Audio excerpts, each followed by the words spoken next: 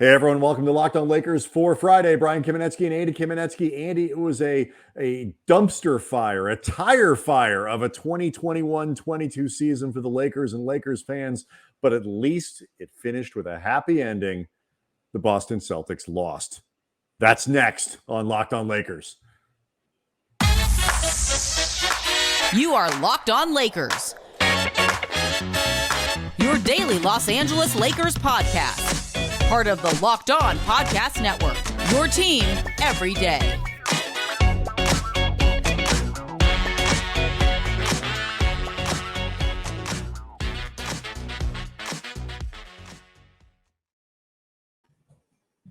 Thanks to everybody for making Locked On Lakers your first listen of every day, Monday through Friday, sometimes on weekends, no matter how you get your podcasts, where you get your podcasts.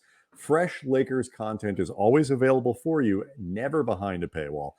Follow us on Cam Brothers at Twitter. Email us, KamenetzkyBrothers@gmail.com. And of course, leave comments on the YouTube show page, the Locked On Lakers show page, which is where you subscribe to get the podcast, generally speaking, a little bit early especially on non-game nights.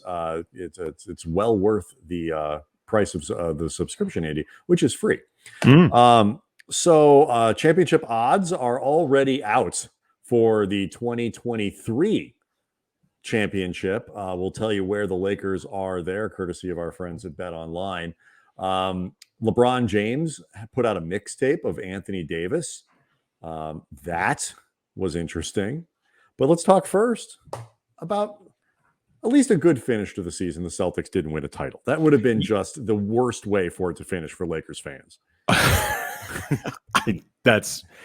That is just not a world that I want to see. I mean, the misery that was experienced by Laker fans this season, it was enough.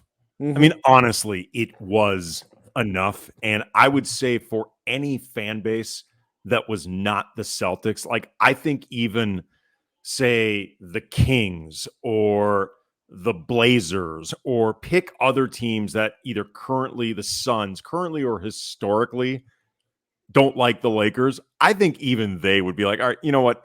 You don't need to keep kicking the poor fella while they're down. Like, it's enough. I do not agree with that, actually.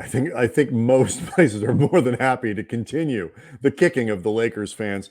And I just feel like at some point you're kicking a corpse. Like those people do not care. And I gotta be honest with you.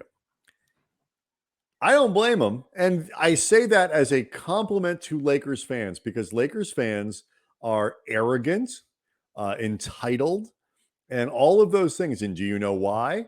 Because it's one of the most historically successful franchises in the history of American sports. And if you're going to be that team, you got to be able to take it when you're down. And so all that said, this isn't schadenfreude. This isn't like, oh, the Celtics lost. Like, no, this is just like you say, we've been through enough. Like it doesn't have to be the worst. I would say there's a lot of schadenfreude, Brian. If you watch Lakers Twitter, it's all well, that's why in that case, then that's why people like to kick us when we're down. All schadenfreude. It shouldn't be schadenfreude. It's at schadenfreude.com Twitter right now. Lakers okay, Twitter. then I'm definitely right about the point I was making. It should just be like a merciful ending to a miserable season. But it was interesting to, a few things really stuck out to me about this, because I remember, if you go back to the beginning of the season, I was higher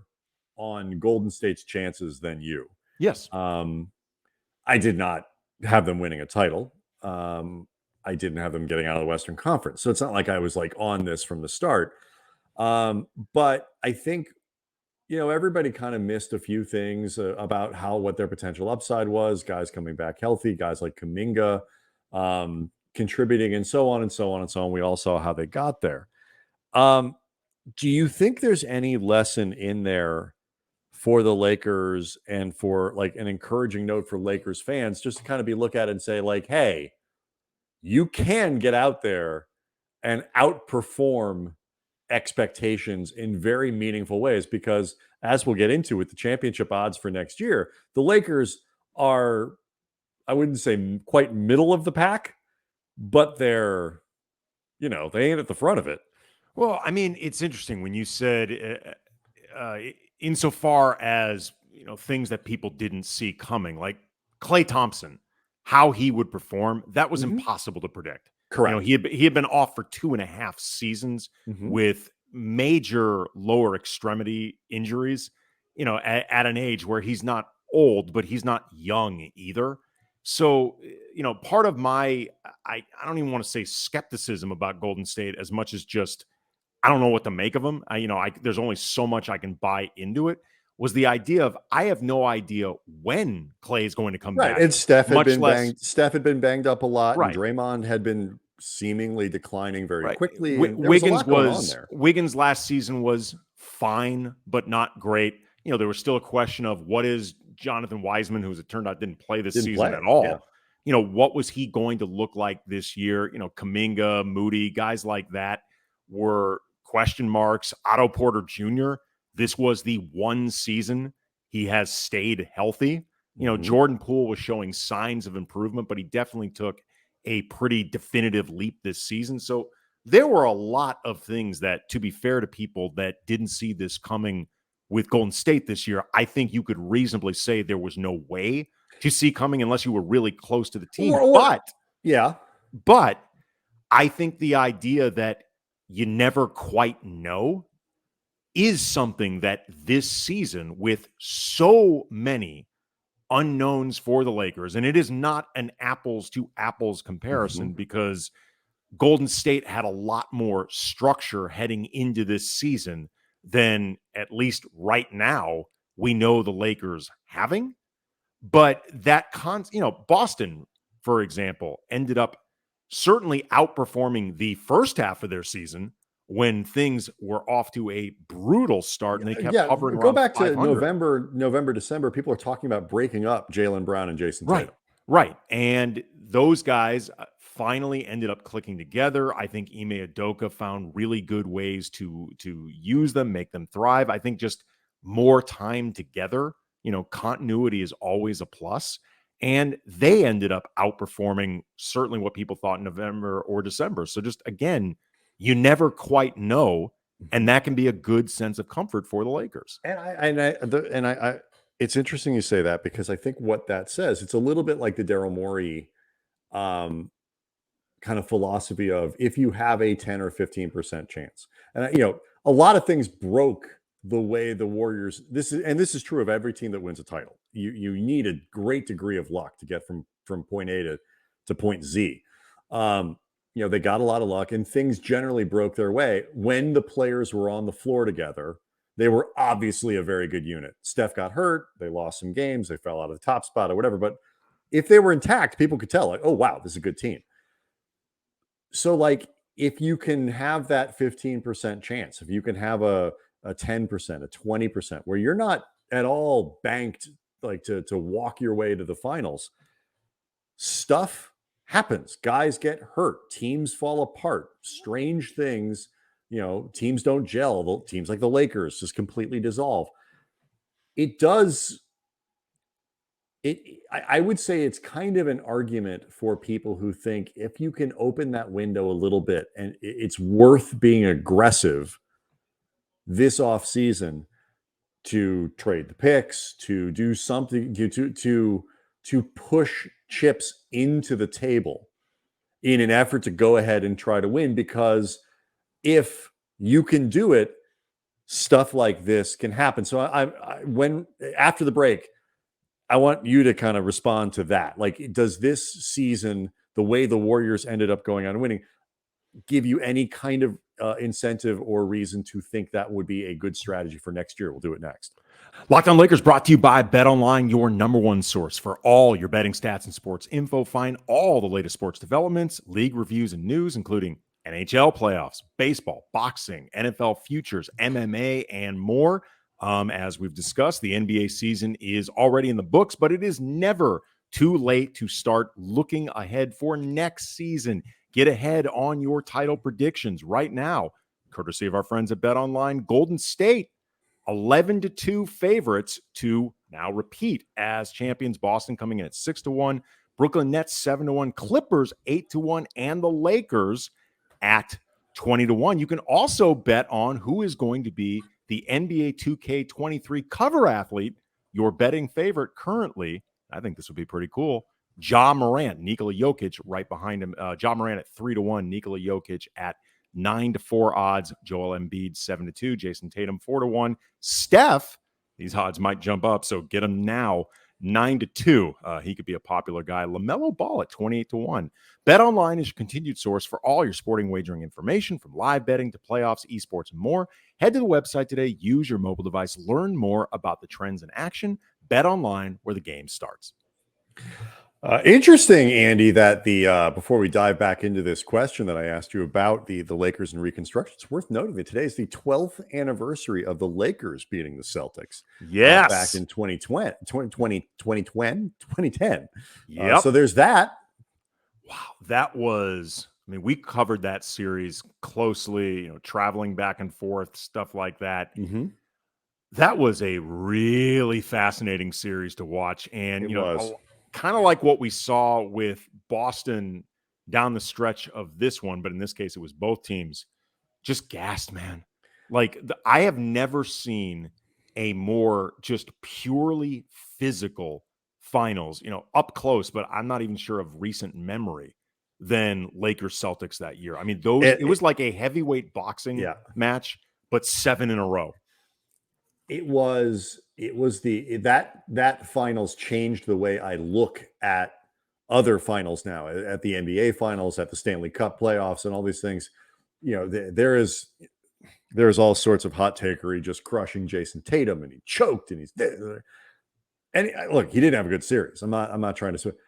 He also, I believe, played more minutes than anybody in the postseason, and I think these guys, like you say, are so tired by this point in the playoffs. They are physically and mentally. Yes, both. Getting by purely on just kind of will and muscle memory. And so I am much more, I guess, sort of sympathetic to the grind than I was going into that 2010 finals, because that game 7, if there had been a game 8, they all would have died. Nobody would have been able to get on the floor. I asked Bynum, because, Bynum was dragging himself, Andrew Bynum, on that, one of his many leg injuries, but he was dealing with one during the playoffs. And he, to his credit, really willed himself through that, because 2009, he played, in that championship run, but he didn't play nearly as many minutes. He was coming off, the 2008 injury that took him out when the Lakers went to the finals and lost to Boston. Right. And it was really important to Drew that he got, as much time during that experience, and he really wanted to be a part of it and contribute. But I remember I asked him, could you have played a game 8? And he's like, absolutely not. He's like, I after game 7, I could not have gone anymore. And all of those guys, I think that was true of all of them. Yeah, they were all dealing with that on some level. So huge amounts of respect, certainly to Golden State, and yes, even the Celtics, because it is so much work. It is so difficult to get through these series. And so I would prefer to heap praise on Steph for performing the way he did in the finals, rather than dwelling on Tatum or something like that. And I hope Tatum gets a chance to try again, and then just with another team. Right. And then when he joins the Lakers. Exactly. In 3 years. So I asked you a question before the break, whether or not the way Golden State exceeded expectations, maximized their opportunities, the way Boston seemed to kind of fall into that as well, and found openings. And then, took advantage of them with good play, good rosters, and all that. I'm not trying to call any of this fluky. Daryl Morey has that kind of feeling, like if you have a 10% chance of the title, you need to push the chips in and go for it. Does anything you saw from either of these teams this season, this finals, whatever, push you more in that direction with next year's Lakers, where if you could see an opportunity to legitimately improve the team, even by making big risks with those 2 picks, for example, or a THT trade, would you make that risk, based on where the Lakers are right now? I mean, based on where they are right now, no. I mean, no, because I think the Daryl Morey philosophy of the 10% chance. Mm-hmm. I think that comes with a better foundation than Interesting. what we've seen with the Lakers right now. I mean, maybe I'm being too, I don't want to say prisoner of the moment because we're talking about 2 consecutive seasons, but just maybe I'm too jaded by what we've seen the last couple of years with LeBron and AD struggling to stay on the court and the Lakers continually chipping away from the foundation where they actually won a championship. I think deconstructing not just the specific players, but just deconstructing in terms of roster construction that makes sense. Yeah. So I it's said this a lot. It's not the idea of hanging on to those picks because I care about what becomes of them in the future. It's about wanting to make sure that you use them wisely at the right time. And the right time to use them might be next season. If you have more flexibility, like next offseason, I should say, the 2023 offseason. And that sucks for this coming one. But especially if LeBron is going to be around for another couple years, as much as the opportunity that you have with him right now is maybe the best opportunity you have to win, if you know that you can't build a good team around him, but think it might be easier in a following offseason, you may have to work within those parameters. But it's even hard to answer that right now because I don't know exactly what's going to be on this roster. That to me is the thing, because it's hard to say. It's not the LeBron AD part of it, because while I get your pessimism about their health, Steph and Clay were coming off injuries. Draymond's been banged up, and you kind of just cross your fingers. Like if Steph had stayed more hurt, the Warriors are done. And everybody knows it. Absolutely. They got lucky that injury, it resolved what was like a week and a half or so before the end of the regular season. He was back on the floor. I forget exactly the timeline, but it wasn't a thing that robbed him of the playoffs.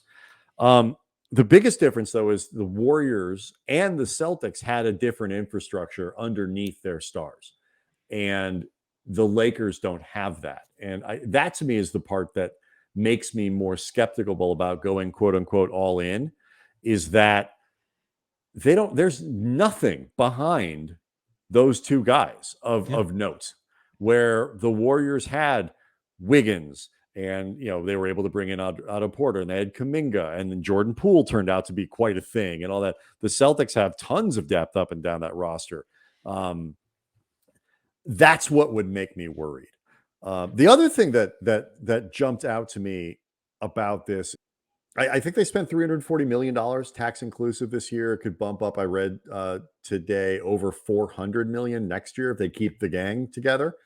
The Warriors, to summarize, at least in my opinion, have gotten the best of building in-house. That roster is largely homegrown, or might as well be, smart supplementary signings, and then have spent, and this is where the checkbook, I think, really comes in. They've spent a ton of money to keep the thing together and keep the players together in ways that most other franchises wouldn't. The Lakers, I think it's fair to say, have not been lucky over the last couple seasons. They have not necessarily been terribly well run, and the Warriors have been well run.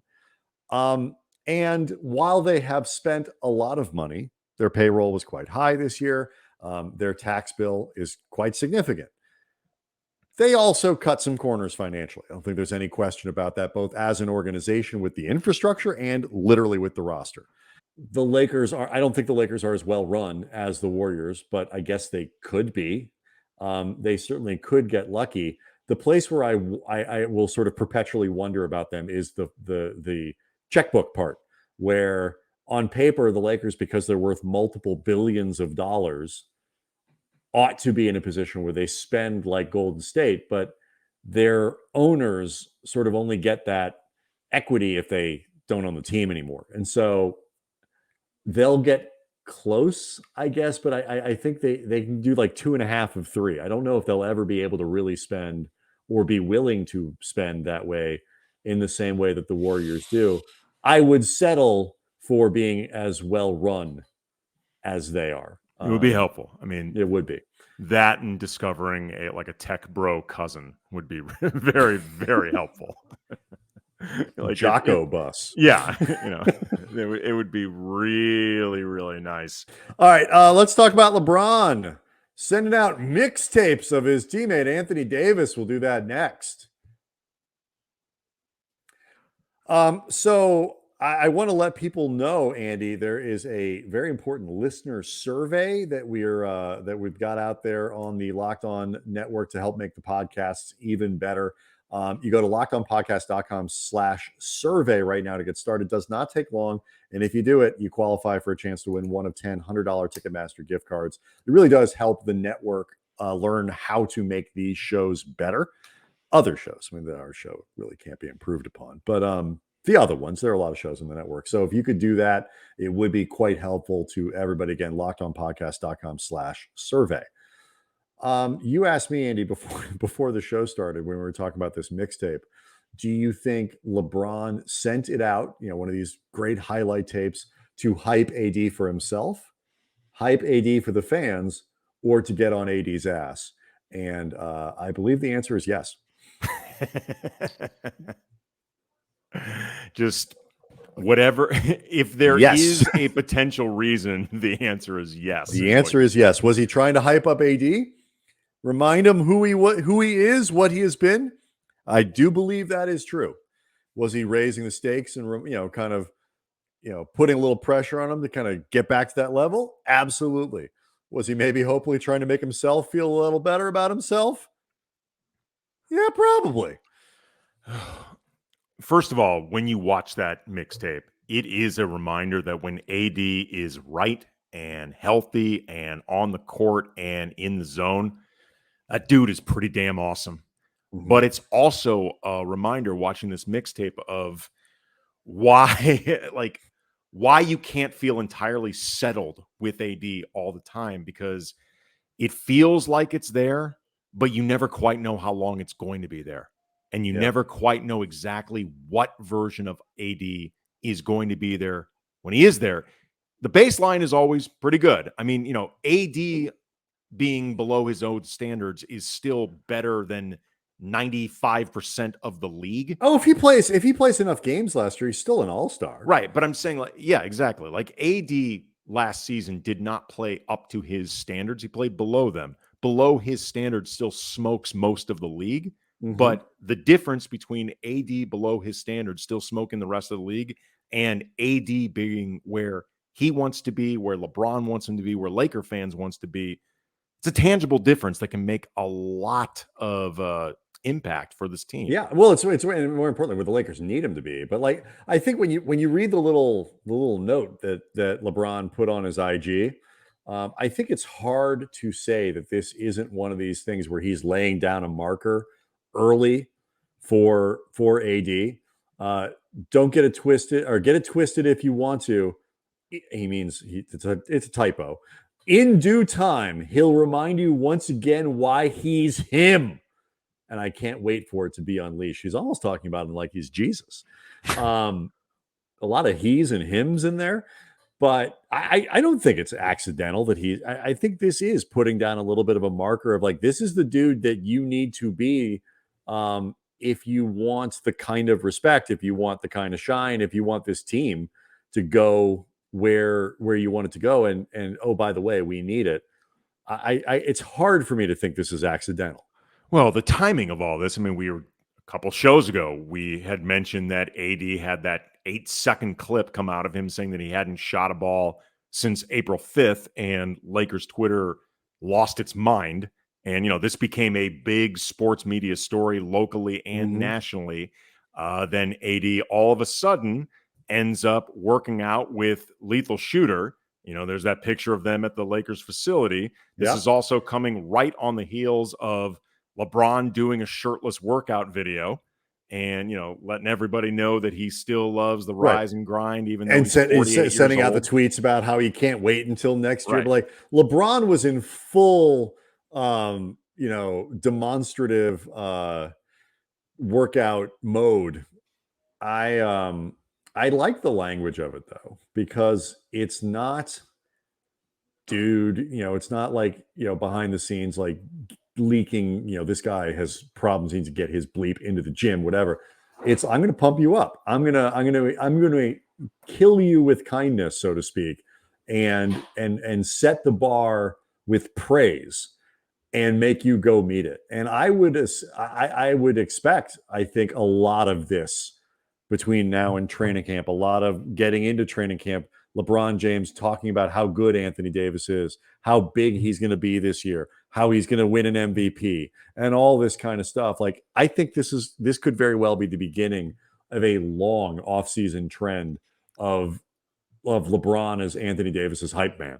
Yeah, I mean, there's a part of me that loves to see it, and to your point, not doing it in a fit in, fit out, passive aggressive way, just like really being this guy's champion as his teammate and somebody who's been in a lot of ways a mentor to Anthony Davis.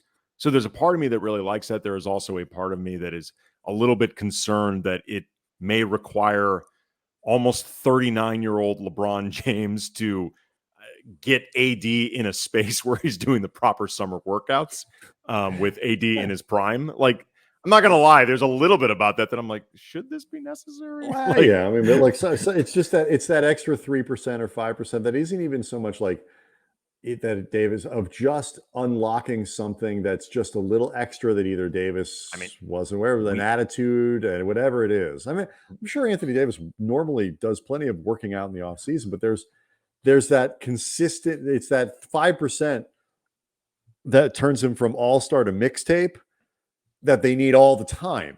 And I think that's the direction. We were around Kobe and Pau, and Kobe did a lot of this type of riding with Pau, and at times Pau appreciated it. At times Pau absolutely couldn't stand it.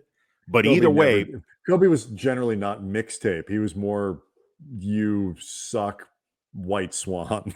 Right. But either way, though, Pau admitted in the end it made him a better player. That's absolutely true. Did. He put on his big boy pants and he did the job. All right. Locked On Lakers on YouTube is where you go to get the podcast, generally speaking, early. You can watch it. You can see us. You can leave comments, which we love to use on the show. So please do that. Check out the Ultimate NBA mock draft. Picks have already been made for that. You get a lot of insight about what's going to be going on in the draft. Over 50 insiders, Odyssey sports experts, people from the network. So make sure you're checking that out. We will be back on Monday. Got some good guests lined up for you, including some draft preview stuff. So we're going to keep cranking. As now the off season, Andy, is officially here. Congratulations again to Golden State and Steph Curry.